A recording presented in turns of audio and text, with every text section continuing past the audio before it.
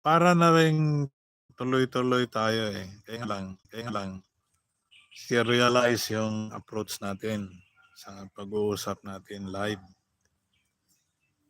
At ito nga, yung because of the emergency situations that we are in, although we can just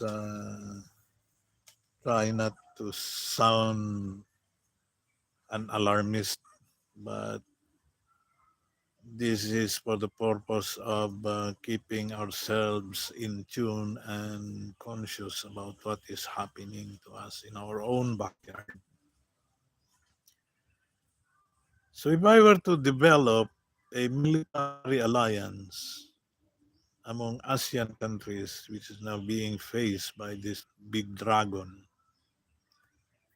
what else can you think about? In the fight between good and evil, the representation of evil is the dragon, and the representation of good is the lion. That is why the Lord Jesus Christ himself was called, in the Jewish culture, Jesus Christ was called as the Lion of Judah. Because what is happening now is a fight between good and evil. So, yun yung dragon.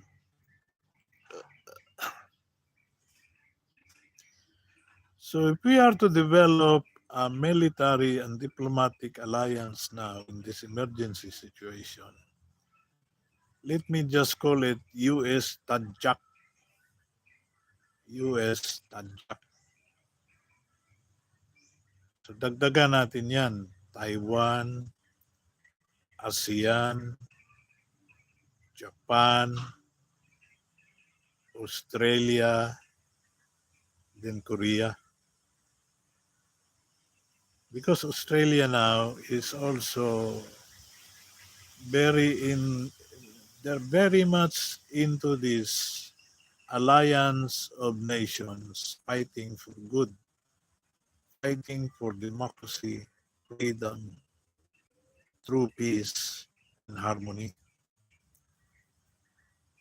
Because it is better under the administration of the communist China, because they do not believe in freedom and democracy. Communism, that is their idealism. If you are to study the history of China between Chiang Kai-shek and Mao Zedong, Deng Xiaoping, mga leader nila. You have to study that. Marami yan. Nandyan yan sa YouTube. Madali na ngayong, it's now easy. And by just a click of your finger, you can study about all these things. If we are to develop a military alliance here, we should do it in order for freedom and democracy and peace to thrive. And that is what I call US Tadjak.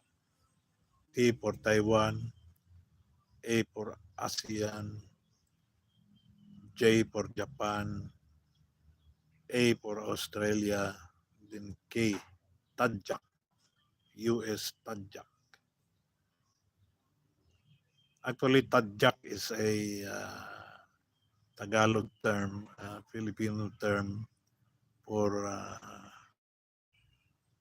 in the US lingo, the US is coming here to kick some butt.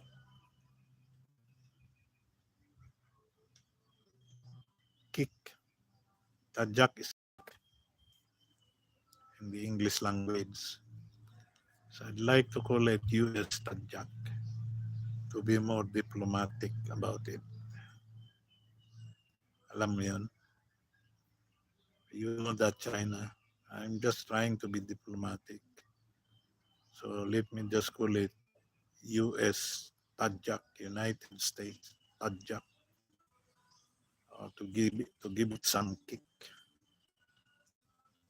to give our discussion some light, to give our discussion some form of awareness and consciousness. So to strengthen that alliance, and this was actually inspired by the humility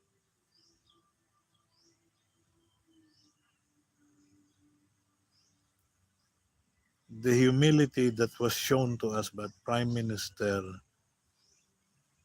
Ibrahim of Malaysia. Came to visit us these days and then renew brotherhood and our ties with the Malay, because we are a race called Malay. Dito, magkalapit tayo in our borders. That's why called Malayan race. Meron nga tayo dito, maraming mga schools natin, tawag natin Malayan because that is the kind of race that we have. Culturally, diplomatically, and in so many terms. So that is what we should strengthen our relationship to each other with the guidance, of course, of a big brother, which is the United States of America, protector of freedom and peace and liberation. So actually the culture of democracy, freedom, and liberation is what made America strong, even during those times when we were experiencing the Second World War in Europe, which is faced by another enemy named Adolf Hitler, and the Axis power there, including here in Asia during World War II. So this has always been a fight between good and evil. And evil here is not trying to hide his mask, but still very deceptive. That's why they have in their flag the dragon. Alam mo yon? So, hindi natin ito papaalam sa ating mga kababayan. Remember what famous American named Edmund Burke?